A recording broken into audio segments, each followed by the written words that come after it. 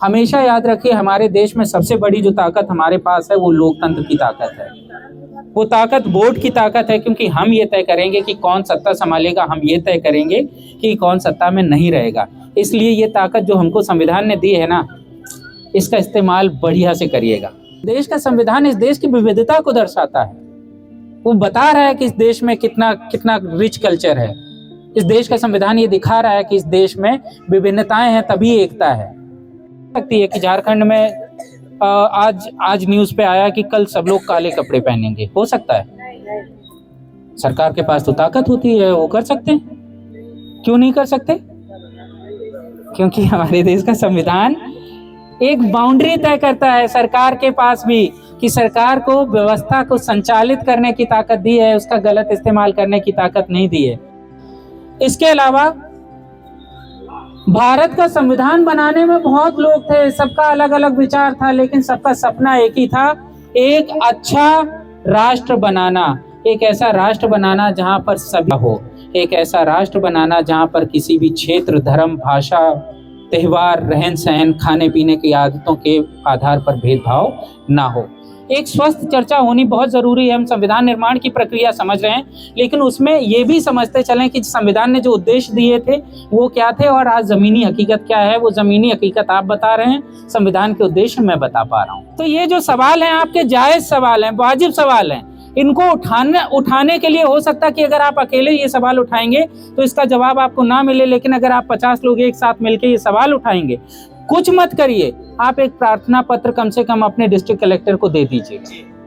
अगर जिस दिन आपने ये करना शुरू कर दिया, हमको लगता है कि हमारी कोशिशें बहुत छोटी हैं, लेकिन इन्हीं छोटी छोटी कोशिशों से एक बड़ा बदलाव आता है। ये कोशिश करनी हमको आपको पड़ेगी। तो ये सामूहिक कोशिशें करते रहनी चाहिए। और मुझे बहुत अच्छा लग रहा है दीदी, आप लोगों का जो गुस्सा है ना, ये मुझे बहुत अच्छा लग रहा है कि ये गुस्सा निकलना चाहिए कहीं तो।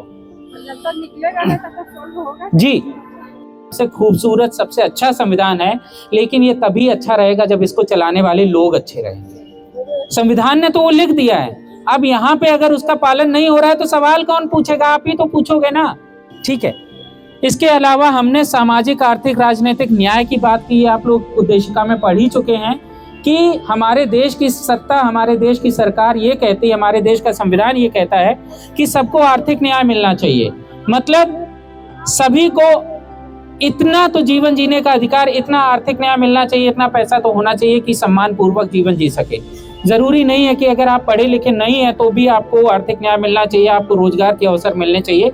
मनरेगा उन्हीं आर्थिक न्याय में से एक है। और उन लोगों को भी आर्थिक न्याय मिलना चाहिए जो लोग काम करने में सक्षम नहीं है।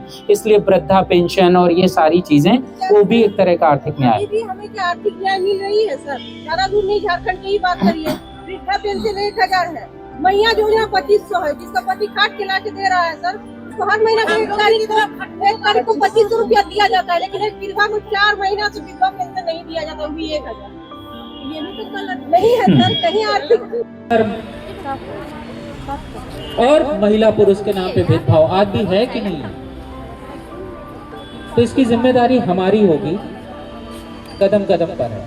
अच्छा सुनिए, इसके बीच में मैं ये चाहता हूँ कि ऐसा ना रहे कि ये सिर्फ मेरी बात यहाँ पर आके रह जाए। आपको जैसे ही कुछ बोलना है ना, हाथ उठा दीजिए, समय है हमारे पास, मैं रुक जाऊंगा, है ना? तो अगर आपको कुछ भी लग रहा है बोलना है, बीच में आप बोल लीजिए, कुछ भी सवाल पूछना है पूछ लीजिए। तो इन सभी चीजों के खिलाफ भी मांग बढ़ रही थी कि भाई हमारी जो आज़ादी है वो कैसी होनी चाहिए कि जहाँ पर ना गरीबी हो, ना भुखमरी हो, ना जातिगत, धर्म, महिला पुरुष, क्षेत्र के नाम पे भेदभाव ना हो। हुआ और वो संविधान सभा पहली बार 9 दिसंबर 1946 को दिल्ली में बैठी, संविधान पे बात करना शुरू हुआ कि ये संविधान सभा है जो संविधान का निर्माण करेगी।